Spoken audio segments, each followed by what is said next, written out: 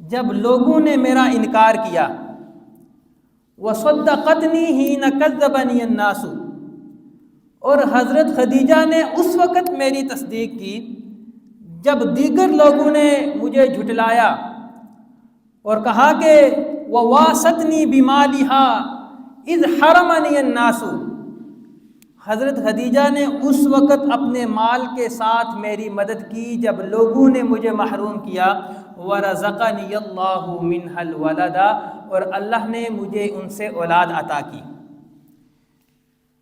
اسی رمضان کی 17 تاریخ کو غزوہ بدر کا معرکہ پیش آیا۔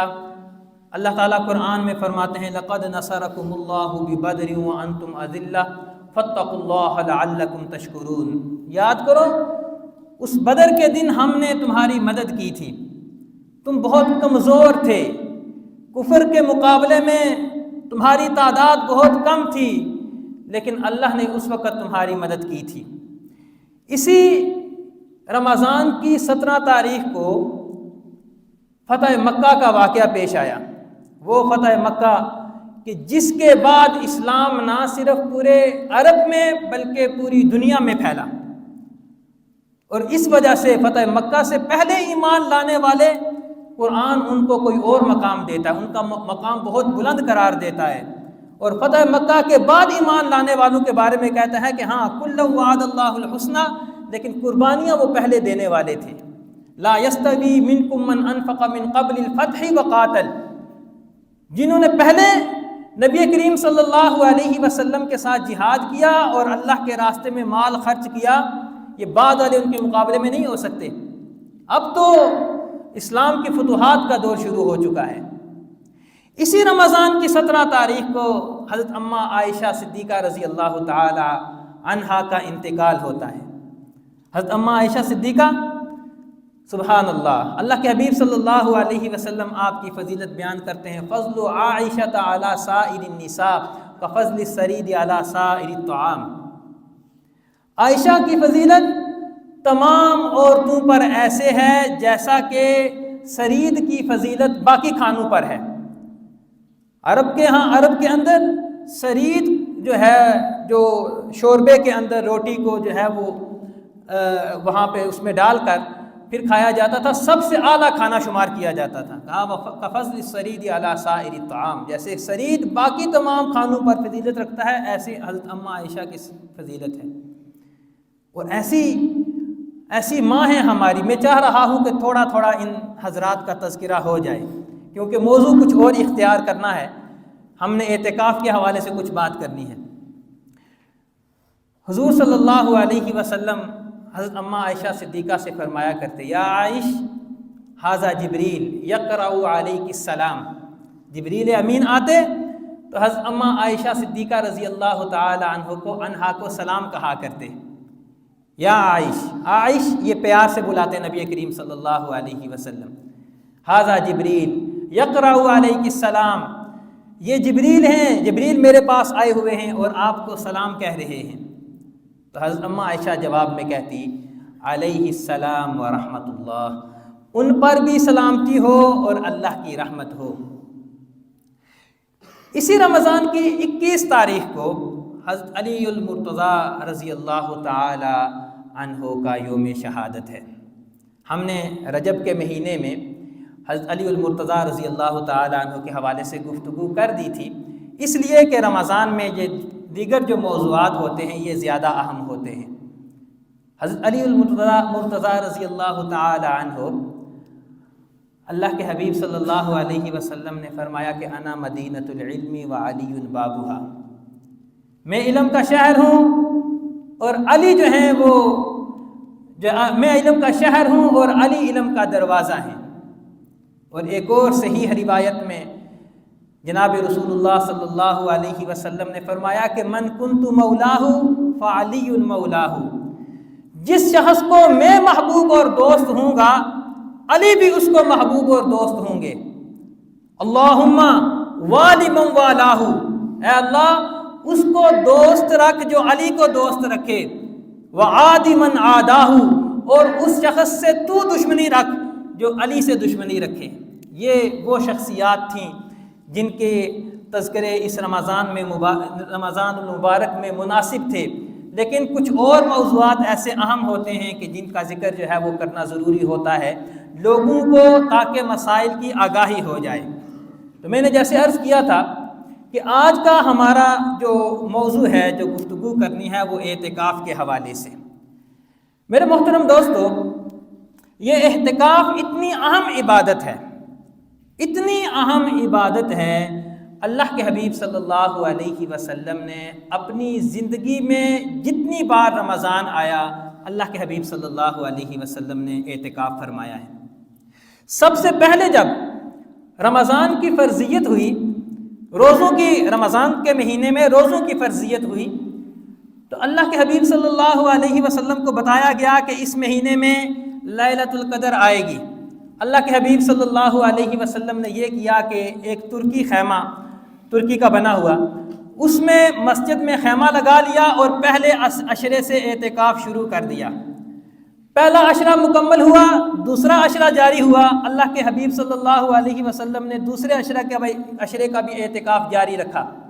جب دوسرا عشرہ بھی مکمل ہو گیا، اللہ کے حبیب صلی اللہ علیہ وسلم، روایات میں آتا ہے، ترکی خیمے سے اپنے چہرہ انور کو باہر نکالا، صحابہ سے کہا کہ میں نے جو اعتکاف کیا ہے پہلے 2 عشروں کا، اس وجہ سے کہ لیلۃ القدر کو تلاش کر سکوں، لیکن پھر کسی بتانے والے نے مجھے بتایا ہے کہ یہ آخری عشرے میں ہے، لہٰذا تم بھی میرے ساتھ آخری عشرے کا اعتکاف کرو۔ گویا کہ بالکل ابتدا سے اللہ کے حبیب صلی اللہ علیہ وسلم کا معمول تھا اعتکاف کرنے کا، اور ابتدا میں جب رمضان میں روزے فرض ہوئے تو اللہ کے حبیب صلی اللہ علیہ وسلم نے کتنے دن کا اعتکاف کیا؟ پورے 30 دن کا اعتکاف کیا۔ کس لیے؟ لیلۃ القدر کی تلاش میں۔ اور یہ رمضان کے آخری عشرے کا اعتکاف کبھی بھی اللہ کے حبیب صلی اللہ علیہ وسلم نے اس کو نہیں چھوڑا سوائے ایک مرتبہ کے، اور وہ سفر جہاد پیش تھا ایک رمضان میں، جس کی وجہ سے اللہ کے حبیب صلی اللہ علیہ وسلم اس سال اعتکاف نہ کر سکے، لیکن اس سے اگلے سال میں اللہ کے حبیب صلی اللہ علیہ وسلم نے 20 دن کا اعتکاف کیا، اور وہ اللہ کے حبیب صلی اللہ علیہ وسلم کی زندگی کا آخری سال تھا، آخری رمضان تھا۔ حضرت اماں عائشہ صدیقہ رضی اللہ تعالی عنہا فرماتی ہیں، کان النبی صلی اللہ علیہ وسلم یعتکف فی العشر الاواخر فی رمضان حتی توفاہ اللہ۔ اللہ کے حبیب صلی اللہ علیہ وسلم رمضان کے آخری عشرہ میں اعتکاف کیا کرتے تھے، یہاں تک کہ اللہ نے ان کو اپنے پاس بلا لیا، یہاں تک کہ اللہ نے ان کو اپنے پاس بلا لیا۔ حضرت ابو ہریرہ رضی اللہ تعالی عنہ کی روایت ہے، وہ بھی کہتے ہیں کان النبی صلی اللہ علیہ وسلم یعتکف فی کل رمضان 10 ایام، کہ نبی کریم صلی اللہ علیہ وسلم ہر رمضان میں 10 دن کا اعتکاف کیا کرتے تھے۔ فلما کان العام الذی قبض فیہ، پھر جب وہ سال آیا جس میں آپ صلی اللہ علیہ وسلم کا انتقال ہو گیا، تو اعتکف 20 یوما، اللہ کے حبیب صلی اللہ علیہ وسلم نے 20 دن کا اعتکاف کیا۔ یہ اعتکاف بہت عظیم عبادت ہے، بہت عظیم۔ یہ اس کی اعتکاف کرنے والے کی مثال اس طرح ہے جیسے ایک بندہ مجرم ہے، اللہ کے در پہ حاضر ہو جاتا ہے اور کہتا ہے اے اللہ، میں گناہ کر بیٹھا ہوں، تیرے در پہ آ گیا ہوں، اب جب تک تو مجھے معاف نہیں کرے گا میں تیرے در سے نہیں ہلوں گا۔ اب آپ بتائیں، قتل کا مجرم بھی اگر کوئی ہو، قتل کر کے جو مقتولین کے ورثاء کے دروازے پہ چلا جائے معافی مانگنے کے لیے، تو دنیا کا دستور کیا ہے کہ قتل کے مجرم کو بھی معاف کر دیا جاتا ہے۔ اور جب یہ بندہ اللہ کے در پہ حاضر ہو کے کہتا ہے اے اللہ، میں سب کچھ چھوڑ چھاڑ کے اب تیرے در پہ آ گیا ہوں، میرے گناہوں کو معاف کر دے، اللہ تعالیٰ اس بندے کو کتنا نوازیں گے، یہ ہماری سوچ سے بھی باہر ہے۔ یہ جو بندہ ہے جو اعتکاف کر رہا ہے، اس کو اللہ تعالیٰ ہر طرح سے نوازتے ہیں، روحانی ترقیاں عطا کرتے ہیں۔ یہ بندہ فرشتوں کی مصاحبت میں ہوتا ہے، فرشتوں کے ساتھ اس کا ماحول ہوتا ہے، مسجد کے ماحول کی وجہ سے یہ گناہوں سے محفوظ ہوتا ہے، اور یہ وہ بندہ ہوتا ہے کہ جو ہر وقت جس کا وقت، یہ 10 دن جو بندہ عبادت میں لگاتا ہے یہ ہر وقت اس کا عبادت میں شمار ہوتا ہے۔ اللہ تعالیٰ اس بندے کو کیا کچھ عنایات کرتے ہیں کہ اعتکاف کرنے والا بندہ لیلۃ القدر کا ثواب پا لیتا ہے، اور اس کے لیے لیلۃ القدر کا ثواب پانا جو ہے وہ بالکل یقینی ہے، کیونکہ یہ بندہ تو رہتا ہی مسجد میں ہے، اس کا تو کوئی اور کام ہی نہیں ہے، یہ سویا ہوا ہے مسجد میں تو پھر بھی عبادت میں ہے۔ اس لیے جو ہے یہ انتہائی اہم عبادت ہے، جو آج کل ہماری ناواقفیت کی وجہ سے، اس کی اہمیت نہ سمجھنے کی وجہ سے آج کل ہم اس سے بہت دور ہو گئے ہیں۔ ذرا سے کاموں کی وجہ سے ہم یہ کہتے ہیں جی بس وہ یہ مصروفیت ہے، انشاءاللہ بعد میں اللہ نے توفیق دی، بعد میں اللہ نے توفیق دی، کرتے کراتے ہمیں کبھی توفیق ہی نہیں ملتی ہے۔ اور جو اعتکاف کرنے والے ہیں بسوں کا جو ہے نا وہ انتہائی غیر سنجیدہ اور بالکل نوخیز نوجوان وہ اعتکاف کے لیے آگے آ جاتے ہیں۔ ان کا اعتکاف کرنا ناجائز نہیں ہے، لیکن سنجیدگی اللہ کے گھر کے اندر آ کے جو ہے نا وہ تو لازم ہے۔ تو اس لیے ہمارے بزرگ حضرات، بڑے حضرات کو یہ چاہیے کہ وہ کم از کم اس اعتکاف کو اپنی زندگی کا لازمی حصہ بنائیں۔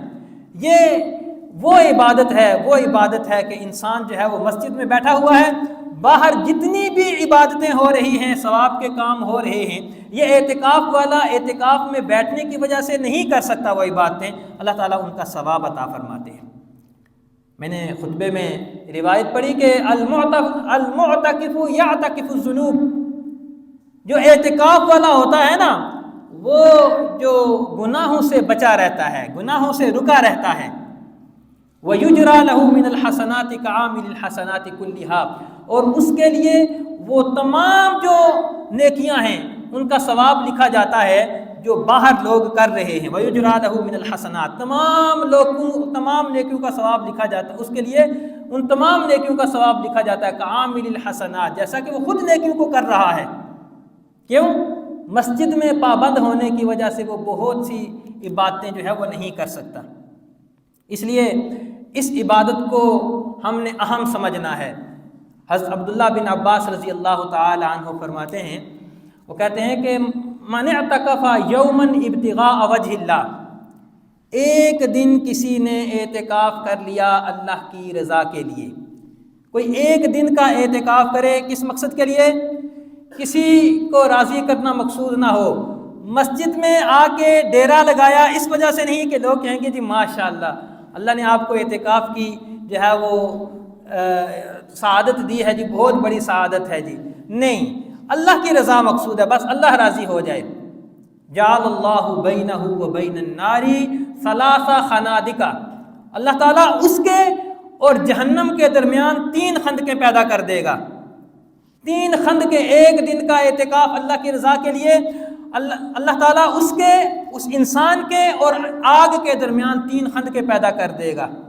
اور فرمایا کل خندق ابعد مما بین الخافقین، ہر خندق جو ہے وہ مشرق اور مغرب کی مسافت کے برابر لمبی ہے، یعنی کہ جو ایک خندق ہوگی وہ مشرق اور مغرب کے برابر جو ہے وہ لمبی، اتنی جو ہے نا وہ ایک دن کے جو ہے وہ اعتکاف پر 3 خندقیں بن جاتی ہیں۔ جو بندہ 10 دن کا اعتکاف کرے گا تو کتنی خندقیں بنیں گی؟ 30 خندقیں بن جائیں گی۔ اس بندے کی جہنم سے دوری کا کیا عالم ہوگا؟ اس لیے اس اہم عبادت کی ہم نے قدر کرنی ہے، اس اہم عبادت کی ہم نے اس کو کھونا نہیں ہے۔ ایک اور حدیث پاک سن لیجئے، اللہ کے حبیب صلی اللہ علیہ وسلم نے فرمایا من اعتکف 10 فی رمضان کانا کحجتین و عمرتین، 10 دن کا اعتکاف جو شخص کرے گا اس کو 2 حج اور 2 عمروں کا ثواب ملے گا۔ ایک حج کتنے کا ہو گیا جی؟ تقریباً 14-15 لاکھ کا ہو گیا۔ ایک حج جاتا ہے انسان، بہت تگ و دو کرتا ہے، محنت مشقت کرتا ہے، پھر جو ہے وہ پتہ نہیں پریشان ہوتا ہے کہ پتہ نہیں قبول بھی ہوا ہے کہ نہیں، اور اتنی زیادہ مشقت برداشت کرنے کے بعد بھی کہتا ہے جی بہت سے دھکے پڑے، بہت سے مسائل آئے، اور یہ ہوتا ہے حج کے اندر، یہ چیزیں تو پیش آتی ہیں۔ اللہ کے حبیب صلی اللہ علیہ وسلم نے کیا فرمایا؟ 10 دن کا رمضان میں اعتکاف کرو، 2 حج اور 2 عمروں کا ثواب پا لوں۔ یہ وہ عنایات ہیں جو رمضان کی بدولت، اس مہینے کی بدولت جس مہینے میں اللہ نے اپنا قرآن زمین پہ اتارا تھا، اس کی بدولت اللہ تعالیٰ اس مخلوق کو عطا کر رہے ہیں، مسلمانوں کو اللہ تعالیٰ عطا کر رہے ہیں۔ اس عنایت سے فائدہ حاصل کرنا چاہیے کہ نہیں کرنا چاہیے؟ کرنا چاہیے۔ بہت بڑی عبادت ہے، اور یہ جو آخری عشرہ ہے، یہ آخری عشرہ ہے بھی اسی لیے کہ اس میں ہم سب جو ہے وہ عبادت کے لیے خوب تگودو کریں، اپنے آپ کو مسجد کے لیے وقف کر دیں، اللہ کی عبادت کے لیے وقف کر دیں۔ یہ آخری عشرہ ہے ہی اسی لیے۔ اما عائشہ صدیقہ رضی اللہ تعالی عنہ فرماتی ہیں کہ کانا رسول اللہ صلی اللہ علیہ وسلم یجتہد فی العشر الاواخر ما لا یجتہد فی غیرہ، جتنا آخری عشرے میں اللہ کے حبیب صلی اللہ علیہ وسلم عبادت میں مشقت اٹھایا کرتے تھے، اتنا جو ہے کسی اور وقت میں کسی وقت میں جو ہے اللہ کے حبیب نے نہیں اٹھائی۔ یجتہد فی العشر الاواخر، جو عبادت میں مجاہدہ کرتے۔ عام دنوں کا مجاہدہ کیا تھا؟ عام دنوں کا اللہ کے حبیب صلی اللہ علیہ وسلم کا مجاہدہ یہ تھا کہ عبادت میں کھڑے ہوتے اور کھڑے رہ جاتے، پوری رات جو ہے وہ بسا اوقات جو ہے وہ آپ کی عبادت میں گزر جاتی۔ عام دنوں کی عبادت یہ تھی کہ حتیٰ تورمت قدما، حدیث پاک میں آتا ہے کہ اللہ کے حبیب صلی اللہ علیہ وسلم کے قدم مبارک سوج جایا کرتے تھے، ان میں ورم آ جایا کرتے تھے۔ ایک اور روایت میں آتا ہے کان نبی صلی اللہ علیہ وسلم اذا دخل العشر الاواخر شد مئزرہ واحیا لیلہ وایقظ اہلہ، جب آخری عشرہ آتا تو اللہ کے حبیب صلی اللہ علیہ وسلم لنگوٹ کس لیتے، حدیث کے الفاظ ہیں شد مئزرہ، اپنی تہمت کس لیتے، لنگوٹ کس لیتے، پھر کیا کرتے؟ احیا لیلہ، اس آخری عشرے کی راتوں میں جاگتے، وایقظ اہلہ، اپنے گھر والوں کو بھی ترغیب دے کے اپنے ساتھ رات کے شب بیداری کے لیے کھڑا کرتے۔ تو یہ اہم عبادتیں جو ہیں یہ آخری عشرے میں، اعتکاف کی عبادت آخری عشرے میں ہے، اور اس کے علاوہ جو ہے یہ آخری عشرہ گویا کہ رمضان کی رخصتی کا ہے۔ اس کو ہم نے جب رخصت کرنا ہے تو ایسے طریقے سے کہ ہم جو ہے وہ اس کا خوب اکرام کر چکے ہوں۔ اسی لیے جو ہے یہ اعتکاف کی جو عبادت بھی آخری عشرے میں ہے۔ اور اعتکاف کی عبادت آخری عشرے میں کیوں؟ اعتکاف کے فوائد کیا ہیں؟ سب سے بڑا فائدہ جو اللہ کے حبیب صلی اللہ علیہ وسلم نے خود بتایا، میں نے اپنے بیان کے شروع میں ذکر کیا کہ لیلۃ القدر انسان کو مل جاتی ہے۔ اللہ کے حبیب صلی اللہ علیہ وسلم نے فرمایا کہ میں نے لیلۃ القدر کی تلاش میں جو ہے نا یہ رمضان کا اعتکاف، پہلے عشرے کا اعتکاف کیا، پھر دوسرے عشرے کا اعتکاف کیا، پھر مجھے کسی بتانے والے نے بتایا کہ وہ آخری عشرے میں ہے، جو میرے ساتھ اعتکاف کرتے ہیں تم آخری عشرے کا بھی اعتکاف کرو۔ تو سب سے بڑا فائدہ کیا ہے انسان کو؟ کہ انسان جو ہے وہ لیلۃ القدر کی عبادت کو پا لیتا ہے۔ سب سے اور اگلی چیز کیا ہے؟ جناب رسول اللہ صلی اللہ علیہ وسلم کی سنت ہے۔ میں نے عرض کیا کبھی اپنی زندگی میں اعتکاف نہیں چھوڑا، اپنی زندگی کا سیکنڈ لاسٹ سال، آخری سے پہلے والا سال، سفر جہاد کی وجہ سے اعتکاف نہ کر سکے تو کیا کیا؟ بالکل جو آخری سال تھا اس میں 20 دن کا اعتکاف کیا۔ اتنا اہتمام اللہ کے حبیب صلی اللہ علیہ وسلم سے زیادہ مصروف زندگی کسی کے نہیں ہو سکتی۔ ہمیں کوشش کرنی چاہیے کہ ہم اپنے اوقات کو فارغ کریں، اپنے آپ کو فارغ کر کے جو ہے یہ 10 دن مسجد میں گزاریں، اور پھر جو ہے وہ اللہ کے در پہ پڑھ کے اللہ کو راضی کر لیں، اللہ کی عنایات کو حاصل کریں۔ اعتکاف کے بہت سے مسائل ہیں۔ اعتکاف کا وقت کون سا ہے؟ یہ حضرات تو یہ بات تو آپ سمجھتے ہی ہیں کہ یہ جو اعتکاف ہے اس کو مسنون اعتکاف کہتے ہیں۔ ایک اعتکاف ہوتا ہے واجب اعتکاف۔ واجب اعتکاف یہ ہے کہ انسان منت مان لے، اے اللہ میرا فلاں کام ہو گیا، میں مسجد میں اتنے دن اعتکاف کروں گا۔ اب وہ کام ہو گیا، انسان کے اوپر واجب ہے، ضروری ہے کہ اب اس نظر کو پوری کرے، اس نظر کو پورا کرے، اور جتنے دن کے اعتکاف کی منت مانی ہے اتنے دن کا اعتکاف کرے، اور اس میں روزہ بھی رکھنا ہے۔ اور ایک اعتکاف ہوتا ہے نفلی اعتکاف۔ نفلی اعتکاف کیا ہے؟ آپ مسجد میں جب بھی تشریف لاتے ہیں، مسجد میں آتے ہیں تو شریعت کیا کہتی ہے، تعلیمات کیا ہیں؟ نویت الاعتکاف، عربی میں نہ کہیں، دل میں کہہ لیں میں اعتکاف کی نیت کرتا ہوں، یوں کہہ لیں نویت سنت الاعتکاف، جو بھی کہیں گے، جس انداز سے بھی کہیں گے، دل میں نیت کریں گے، آپ کا اعتکاف شروع ہو جائے گا۔ آپ مسجد میں جتنا وقت بھی گزاریں گے اس میں آپ کو اعتکاف کا ثواب ملے گا۔ اس اعتکاف میں روزہ ضروری نہیں، روزہ نہیں ہوتا انسان کا۔ اور جو تیسرا اعتکاف ہے سنت اعتکاف، یہ 10 دن کا ہوتا ہے، یہ رمضان کے آخری عشرے میں ہوتا ہے، اس میں بھی روزہ ضروری ہوتا ہے۔ اگر کسی وجہ سے روزہ ٹوٹ جائے تو اعتکاف بھی ٹوٹ جاتا ہے، اور یہ آخری عشرے میں ہوتا ہے۔ 20 تاریخ کی افطار سے پہلے بندہ مسجد میں ہونا چاہیے۔ جب سورج غروب ہو جائے گا تو اعتکاف کا وقت شروع ہو جائے گا۔ اب یہ بندہ جو ہے بغیر کسی شرعی عذر کے، بغیر کسی طبعی عذر کے مسجد سے باہر نہیں جا سکتا۔ لفظ مشکل تو نہیں بولے، شرعی عذر، شرعی عذر کیا ہے؟ اور ایک ہے طبیعت کا عذر۔ ایک ہے شریعت نے کہا کہ ہاں یہ عذر بنتا ہے، اس عذر کے لیے مسجد سے باہر جاؤ، اور ایک یہ ہے کہ طبیعت جو ہے نا وہ کہتی ہے کہ ہاں یہ عذر ہے، اس کے بغیر چارہ نہیں ہے، مسجد سے باہر جا سکتے ہو۔ شرعی عذر کیا ہے؟ مسجد ہے لیکن جامع مسجد نہیں ہے، آپ نے جمعہ کے لیے نکلنا ہے تو آپ اس مسجد سے نکل سکتے ہیں۔ جس مسجد میں آپ اعتکاف بیٹھے اس میں جمعہ نہیں ہوتا، آپ جمعہ کے لیے جامع مسجد کی طرف جا سکتے ہیں۔ ہاں اب جائیں گے اس مسجد میں ٹھہریں گے اور واپس آ جائیں گے، رستے میں جو ہے آپ نے ادھر ادھر رکنا نہیں ہے۔ اللہ کے نبی صلی اللہ علیہ وسلم اعتکاف کی حالت میں اگر کسی مریض پر سے بھی گزرتے نا تو چلتے چلتے اس کا حال پوچھ لیا کرتے تھے، ٹھہرتے نہیں تھے وہاں پہ۔ اسی طرح آپ نے نماز پڑھنی ہے، آپ کا وضو ٹوٹ گیا ہے تو آپ جو ہے وہ کیا کریں گے؟ وضو کرنا، آپ شریعت نے کہا ہے کہ نماز جو ہے وہ وضو کے بغیر نہیں ہوتی۔ آپ نے قرآن کی تلاوت کرنی ہے، وضو کرنا پڑے گا، آپ مسجد سے نکل سکتے ہیں۔ طبعی عذر کیا ہے؟ طبیعت کا عذر کیا ہے؟ انسان کو کھانا کھانے کی ضرورت پیش آتی ہے، مسجد میں ہے، کوئی کھانا لانے والا نہیں ہے گھر سے، شریعت کہتی ہے کہ اپنے گھر جا سکتا ہے اور گھر سے کھانا لے کے مسجد میں لے آئے اور یہاں پہ آ کے کھا سکتا ہے۔ اب وہ افطار کے لیے بھی اپنا کھانا لے آئے، سحری کے لیے بھی اپنا کھانا لینے کے لیے مسجد سے باہر جا سکتا ہے۔ اس لیے یہ عذر نہیں ہے کہ کوئی بندہ کہے جی میں تو اعتکاف بیٹھ جاؤں، میرے پاس تو ٹائم ہے، میرے لیے کوئی کھانا لانے والا نہیں ہے۔ شریعت کہتی ہے خود جاؤ اپنے گھر سے کھانا لے کے آ جاؤ، اگر کوئی اور لانے والا نہیں ہے۔ شرم کی وجہ سے کسی کو نہیں کہہ سکتے ہو پھر بھی چلے جاؤ، خود لے کے آ جاؤ، اپنے گھر سے کوئی مذائقہ نہیں ہے اس میں۔ تو یہ طبیعت، کھانا جو ہے یہ اللہ نے انسان کو حاجت رکھی ہے، تو اس کے لیے انسان نے جو ہے وہ مسجد سے اگر باہر قدم رکھے گا اعتکاف نہیں ٹوٹے گا۔ پیشاب پاخانہ کے لیے انسان کو طبیعت جو ہے وہ اس میں طبعی عذر ہے تو انسان جو ہے وہ یہ کر سکتا ہے۔ لیکن غسل جو ہے وہ فرض ہو جائے مسجد میں تو اس کے لیے تو وہ غسل کرے گا جا کے، اس کو تو کرنا چاہیے، فوراً مسجد سے باہر نکلنا چاہیے۔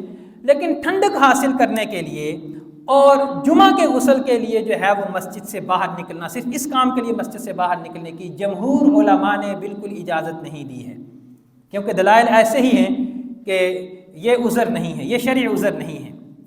اس لیے علماء نے اتنی سی بات کہی ہے کہ واش روم میں جائے، اگر وہاں پہ کوئی لوٹا بالٹی پڑی ہوئی ہے تو جتنی دیر میں قضاء حاجت کرتا ہے اس کے بعد جو ہے وہ وضو کی نیت سے جو ہے نا اپنے اوپر لوٹے گرا لے، ٹھنڈک حاصل کر لے اور وقت انتہائی کم لگا کے فوراً واپس آئے۔ اسپیشل رکنا اور جانا اور اہتمام کر کے غسل کرنا اس کی علماء نے اجازت نہیں دی ہے۔ اور ایک اور چیز کہ بس اوقات بندہ جو ہے وہ مسجد میں بیٹھا ہوتا ہے اعتکاف اور معمولی سی غلطی کی وجہ سے اپنا اعتکاف فاسد کر بیٹھتا ہے۔ مثلاً ہاتھ دھونے کے لیے وضو خانے کی طرف چلا گیا، اعتکاف فاسد ہو جاتا ہے۔ میں نے مسئلہ پوچھا نا، جب میں سب سے پہلے میں خود اعتکاف بیٹھنے لگا نا تو وہ میں نے مسئلہ پوچھا کہ ہاتھ دھونے کے لیے، کلی کرنے کے لیے، ہم نے افطاری کی ہے، ہاتھ کچھ اس میں چکناہٹ لگ جاتی ہے تو کلی کرنے کے لیے ہاتھ دھونے کے لیے جا سکتے ہیں؟ کہتے نہیں، اندر ہی جو ہے وہ کوئی برتن رکھ لو، اندر ہی برتن رکھ لو اور اس میں جو ہے نا وہ آپ اپنے ہاتھ دھوئیں گے۔ اس لیے جو ہے اس بات کا اہتمام کرنا ہے کہ مسجد سے نکلنا بغیر شرعی حاجت کے اور طبعی حاجت کے نہ ہو، پھر انشاءاللہ اللہ تعالی ہمارے اعتکاف کو قبول فرمائیں گے۔ ہم یہاں پہ کیا کرتے ہیں، یہاں ساتھ ہی جو ہے نا وہ ایک برتن رکھ لیتے ہیں اور اس میں جو ہے وہ اعتکاف والے جو ہے وہ اپنا ہاتھ وغیرہ دھو لیتے ہیں، کلی کرنی ہو تو اس میں کر لیتے ہیں۔ اور اس کے ساتھ ساتھ وقت تو پورا ہو گیا، عورتیں گھروں میں اعتکاف کر سکتی ہیں، جس کمرے میں اعتکاف کریں گے اس کے حصے کو مقرر کر لیں کہ اس میں میں نے اعتکاف کرنا ہے، اور اس اعتکاف سے، اس معتکف سے پھر وہ باہر نہیں جائیں گے بغیر کسی عذر کے، بغیر عذر کے باہر نہیں جائیں گے۔ کوئی کھانا پکانے کا کام کرنا ہو تو اسی میں منگوا لیں، کوئی چیز کاٹنی وغیرہ ہو، لیکن اس سے باہر نہ نکلیں۔ شادی شدہ جو خواتین ہیں وہ اپنے مردوں کی، اپنے خامدوں کی اجازت کے بغیر اعتکاف نہ بیٹھیں، اور اگر مخصوص ایام عورتوں کے شروع ہو جاتے ہیں تو اس وقت اعتکاف ٹوٹ جاتا ہے، کیونکہ اس مسنون اعتکاف میں بھی روزہ ضروری ہوتا ہے۔ اللہ تعالیٰ توفیق عمل نصیب فرمائے۔